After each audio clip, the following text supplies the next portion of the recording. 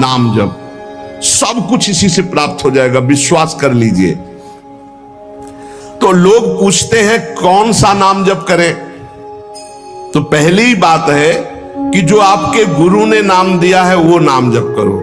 यदि आपने गुरु नहीं बनाया तो जो नाम आपको भगवान का प्रिय हो, राम कृष्ण हरि शिव, जो नाम आपको प्रिय हो नाम जप करो।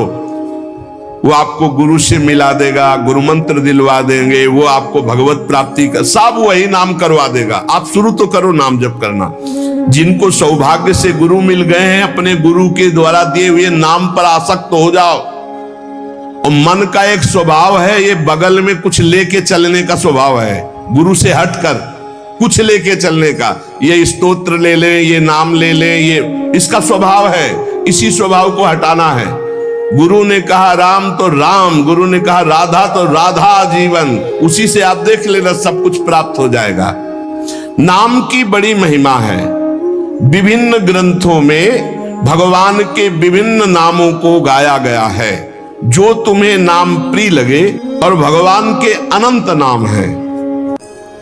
सभी भगवान के नाम समान बलशाली हैं, पर विशेषता होती गुरु प्रदत्त नाम में। जैसे गोस्वामी जी को राम नाम सर्वोपरि, चैतन्य महाप्रभु कृष्ण नाम सर्वोपरि, हरिवंश महाप्रभु राधा नाम सर्वोपरि, कोई हर्ज नहीं। उसी एक परम तत्व के अनेकों नाम हैं, जिसको जो प्रिय लगे खूब पकड़ लो उस नाम को, जोर से बार बार उसे जपो। तो जो भगवान का नाम निरंतर रटते उनमें दिव्य शक्ति जागृत हो जाती। जैसे दो लकड़ियों के बार बार घर्षण से अग्नि उत्पन्न हो जाती शक्ति। देखो ना, दो पत्थरों को आप रगड़िए तो उनमें चिंगारी पैदा हो जाएगी। तो दिव्य चिदानंद में नाम जब हमारी जिह्वा पे रगड़ होती है तो उसमें ऐसी महान शक्ति जागृत होती। ज्ञान, भक्ति, वैराग्य, विपत्ति, दुख का नाश सब।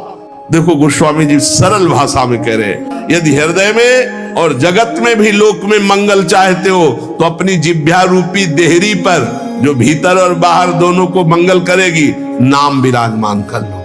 गोस्वामी जी को प्राण प्रिय है 2 अक्षर राम, ऐसे प्राण प्रिय है हमारा 2 अक्षर राधा। जिह्वा पे विराजमान कर लो, लोक परलोक सब मंगल को प्राप्त हो जाएगा।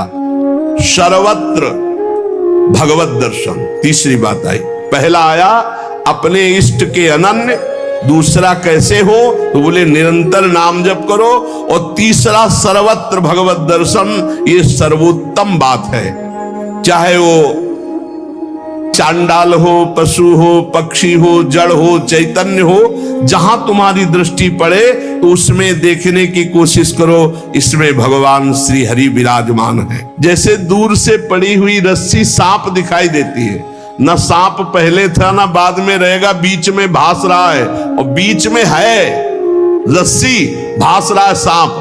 ऐसे ही ये संसार पहले नहीं था, बाद में भी नहीं रहेगा, बीच में भास रहा है, और है श्री कृष्ण, है प्रभु, और भास रहा है संसार। ये झूठा भ्रम हो गया है। ये स्त्री है, पुरुष है, जड़ है, चैतन्य एकमात्र भगवान बना हुआ है, जो सब में मुझको देखता है और मुझ में सबको देखता है। वो मेरे नेत्रों से कभी ओझल नहीं होगा, मैं उसके नेत्रों से कभी ओझल नहीं होगा। और एक श्लोक आता है कि मैं किसी में प्रवेश नहीं हूं, कोई मेरे में प्रवेश नहीं। वही यहां कह रहे हैं, नहीं आधार नहीं को हरि महा। अब क्या मतलब है इसका? बोले इसका मतलब है जैसे कहा जाए बर्फ में पानी नहीं है और पानी में बर्फ नहीं है,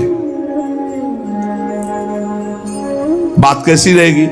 क्योंकि बर्फ ही पानी है, पानी ही बर्फ है, भेद ही नहीं है। तो कहा जाए बर्फ में पानी प्रवेश नहीं कर सकता और पानी में बर्फ प्रवेश नहीं कर सकती, उसकी अलग सत्ता नहीं। बर्फ ही पानी बनी हुई है, पानी ही बर्फ है, कोई अंतर नहीं।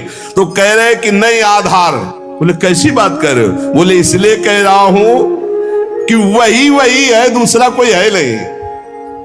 प्रभु किसी में प्रवेश नहीं करते क्योंकि प्रभु ही है पहले से, तो किस में प्रवेश करे? और कोई प्रभु में प्रवेश नहीं कर सकता क्योंकि कोई है ही नहीं, प्रभु ही है। स्वयं हरि जगत बने हुए हैं, सब कुछ ये हरि बैठे हैं, बस ये नेत्रों का हमारा दोष हट जाए, चश्मा बदल जाए, केवल हरि है। सिय राम मैं सब जग जानी, मानी नहीं जानी, जान के देख के।